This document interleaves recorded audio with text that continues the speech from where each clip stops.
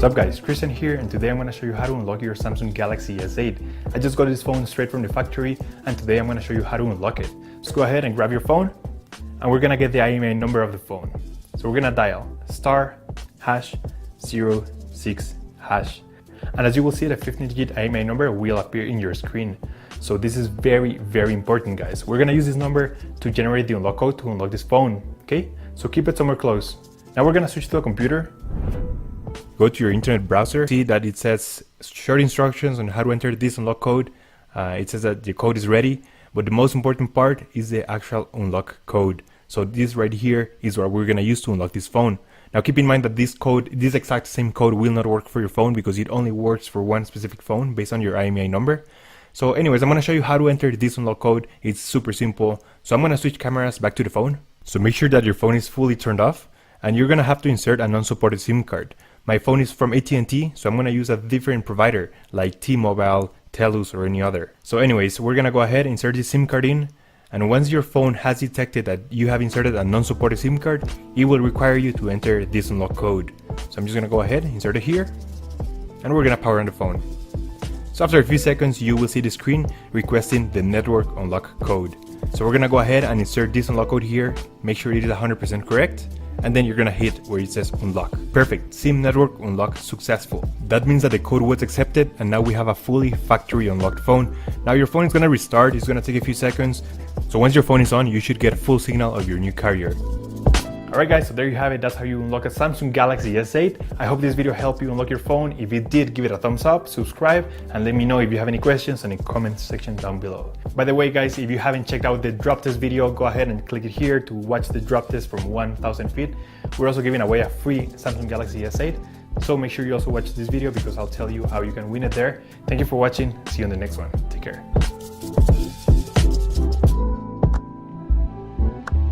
Okay, so I have a bunch of smartphones here. The iPhone 8, the iPhone 8 Plus, the Samsung Galaxy S8 Plus, the S7 Edge, and also the Google Pixel XL. And I've actually done a quick charging speed test on all of these phones. So in case you haven't seen that, and in case you want to see which phone has the fastest quick charging, definitely check out this video. But in this one, I want to see which one has the best battery life, which one would actually last you longer on a typical day of use. So grab some milk or whatever you want to grab, snacks related, obviously, and enjoy.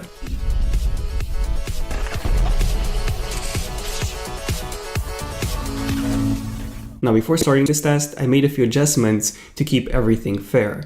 So I've turned airplane mode on all of the devices, Bluetooth and cellular is off, Wi-Fi is on, the not disturb mode is also on, silent mode is on, and I've tried adjusting the brightness to about the same level on all of these devices. They obviously have different brightness levels, different light output in their displays, and I've tried adjusting that to a similar brightness level. Then screen auto lock is off, and I've also closed all the apps running in the background. Now I do want to mention that there is a display resolution difference between these phones. So the S8 Plus, the S7 Edge, and also the Google Pixel XL, they have pretty high resolution displays. So to keep things fair, I've actually turned the S8 Plus and the S7 Edge to Full HD, and the S8 Plus to Full HD Plus instead of Quad HD. So I've decreased the resolution in order to make them a bit more comparable to the iPhones. Now the Pixel XL is running at Quad HD, since you cannot actually decrease the resolution on this. Well, not unless you root the device. If you root it, you can decrease the resolution, but I'm just gonna keep it Quad HD on the Pixel and close to 1080p on every single one of them. Now, another thing that I want to mention is the battery size. So all of these phones have a different battery size. So the iPhone 8 has 1,821 milliamp hours, the iPhone 8 Plus has 2691, the iPhone 7 Plus has 2900 milliamp hours, the Pixel XL has 3450, the S8 Plus has 3500, and finally the S7 Edge has 3600 milliamp hours. So in conclusion, the S7 Edge should actually last the longest, and the iPhone 8 should actually die first. Now, disclaimer, not all of these phones have a fresh battery. The iPhone 8 and the iPhone 8 Plus, they do have a fairly new battery because I've received them about 2 to 3 weeks ago, but the iPhone 7 Plus, the S7 Edge, and the Pixel XL, they've all been used for, on a daily basis, on almost a daily basis, for about 1 year each. And the S8 Plus, by the way, has been used for 6 months, about 6 months. So definitely do keep this in mind. Okay, so what do most people usually do on their smartphones each day? That's the question. Well, number one, a lot of reading, a lot of social media reading, a lot of social media posts, reading news. As long as you are reading text on the screen, it counts as reading and not watching. So that's the first test that I'm going to do, a reading test. Then the second test that I'm going to do is I'm going to take some photos and videos and see how that would affect battery life, because, you know, people take videos or photos each day, and then most people watch YouTube videos on their smartphones. Like maybe this video that you're watching right now, let me know in the comments if you're watching it on mobile or desktop, by the way, and on which device. That would be pretty interesting to see. So a video playback test on YouTube, I'm also going to do that, followed by, of course, gaming. Now, not a lot of people, not everyone games on their phone every day, but some people do, so let's begin all the tests. Okay, so starting off with the reading test, I'm going to open up BBC, the BBC app on all of these phones, and I'm going to open up the first article, and I'm going to leave this page open for 2 hours. Now, 2 hours, I know, it might seem like a lot, but this is what most people do every day on their smartphones. So they read social media or a news article, or they read blog posts, and so on. And by the way, as you can see, the Pixel 2 and the S7 Edge are already at 97% battery life, and the S8 is at 99%, and all of them are actually dropping a few percentages, except for the iPhones, which still seem to be at 100%. But let's take a look and see if this trend would actually follow throughout the entire video or not. Now, I actually had to keep tapping on the Samsung phone's display since they were actually turning off every 10 minutes. That's, by the way, the maximum you can set on Samsung phones. Now, on the Pixel, you have 30 minutes of screen countdown time until, you know, the display turns off if you have no activity on the display. And on the iPhones, you can actually set this to always on, so you can set it to never turn off, which is pretty useful for these kinds of tests. Okay, so I'm going to fast forward these 2 hours, and yes, I literally had to set a timer every 10 minutes in order to tap the Samsung's display. So it was really, really difficult to do, and yeah, 2 hours have passed, and here are the results. So the iPhone 8 went to 74%, the iPhone 8 Plus got to 72%, the iPhone 7 Plus 64%, the Pixel XL 70%, the S8 Plus 81%, and the S7 Edge 75%. So whoa, it seems that the S8 Plus, even though it started discharging first, it actually got the highest score, followed by the S7 Edge, followed by the iPhone 8, not the 8 Plus,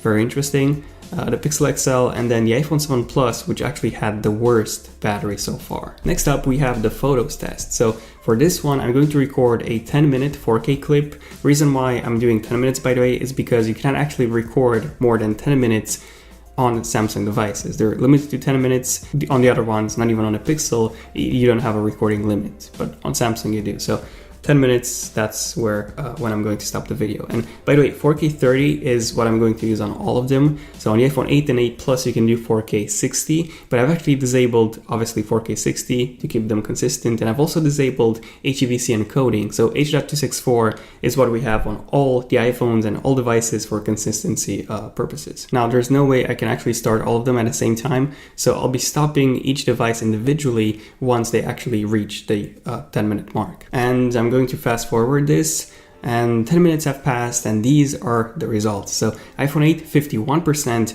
iPhone 8 Plus 52%, iPhone 7 Plus 39%, the Google Pixel XL 47%, the S8 Plus 67%, and the S7 Edge 62%. So it seems that the S8 Plus is still in the lead, followed by the S7 Edge, and the iPhone 8 Plus actually took the lead from the iPhone 8. So 52% versus 51% on the iPhone 8, followed by the Pixel XL, and finally the iPhone 7, which is already at 39%. Whoa. Now keep in mind that the iPhone 7 Plus, interesting enough, it does have a larger battery than the iPhone 8 Plus. Oh, and by the way, the iOS 11 glitches returned. So it seems that the iPhone 8 Plus and the iPhone 7 Plus are actually stuck on this really low brightness, which is not the case with the iPhone 8. So I cannot really, even if I bump the brightness, it stays at about 50%, so I cannot turn it back on. I've managed to fix it by restarting the devices, and now I've actually left all of these phones in sleep mode for around 15 to 20 minutes after each test, by the way, in order to test out the standby time. So Now let's move on to the next test, which is a video playback test. Okay, so I'm going to start playing this 24-hour long YouTube video, and I'm going to leave it playing for 1 hour. Now, I know 1 hour might seem a bit too much for most people in a day when it comes to watching content on their phone. Let me know in the comments, by the way, I'm curious, how many minutes or how many hours of video do you actually watch each day on your phone? Okay, so I'm going to fast forward through all this. And 1 hour has passed, and here are all the results. So iPhone 8, 15%, iPhone 8 Plus, 14%, iPhone 7 Plus, 4%, the Google Pixel XL, 22%, the S8, 37%, and the S7 Edge, 27%. So the S8 Plus is still in the lead, and it's still followed by the S7 Edge. But now just take a look at this. It seems that the Pixel XL has actually outperformed all the iPhones. So it's now at 22% versus the iPhone 8, which actually took the lead from the iPhone 8 Plus, which is interesting. So it took the lead again. And now at 50%, 8 Plus at 14%, and finally the iPhone 7 Plus is almost dead at 4%. So finally, I'm going to do one more test, and that's a gaming test. So I'm going to run Temple Run, the tutorial, which actually continues to play automatically even after you die. And I'm going to leave this running for 20 minutes. And I think 20 minutes is a fair amount of time when it comes to processor-intensive apps or processor-intensive tasks for an average user's device per day. Okay, so the iPhone 7 Plus, by the way, has already died, which is very surprising. I was expecting the iPhone 8, honestly, to die first, as it does have the smallest battery. So very surprising when it comes to the iPhone 7 Plus battery performance. So I'm going to fast forward quite a bit. And by the way, Samsung phones, they keep turning themselves off the display every 10 minutes, even when you're in a game. Now, luckily, this doesn't really happen with videos, so at least one test was a success. Okay, so 20 more minutes have passed, and these are the final results. So iPhone 8, 5%, iPhone 8 Plus, 4%, iPhone 7 Plus, this one's dead for a while, Google Pixel XL, 13%, S8 Plus, 32%, wow, and S7 Edge, 21%. Wow. Okay, so in the end, which phone has the best battery life? Which phone won the test? Well, they all have different battery sizes and different display sizes and different display resolutions. But the winner here is the S8 Plus, followed by the S7 Edge, followed by the Google Pixel XL, the iPhone 8, now the iPhone 8 Plus, then it's the iPhone 8 Plus, and then it's the iPhone 7 Plus. Now, honestly, I think the S8 wins here by an even longer shot, just because it not only has the largest display of, all of these phones, but also the highest resolution display from all of these phones. And just from a design perspective, it's not that much larger than an iPhone 8 Plus, and yet it comes with a significantly larger display. And yes, it's even easier to hold in your hand since it's not as wide as an iPhone 8 Plus. Let me know in the comments, by the way, how's your battery life experience on your phone? And which phone do you currently have? And what do you think is the phone with the best battery life in general out of all the phones that I've used? This was pretty much it.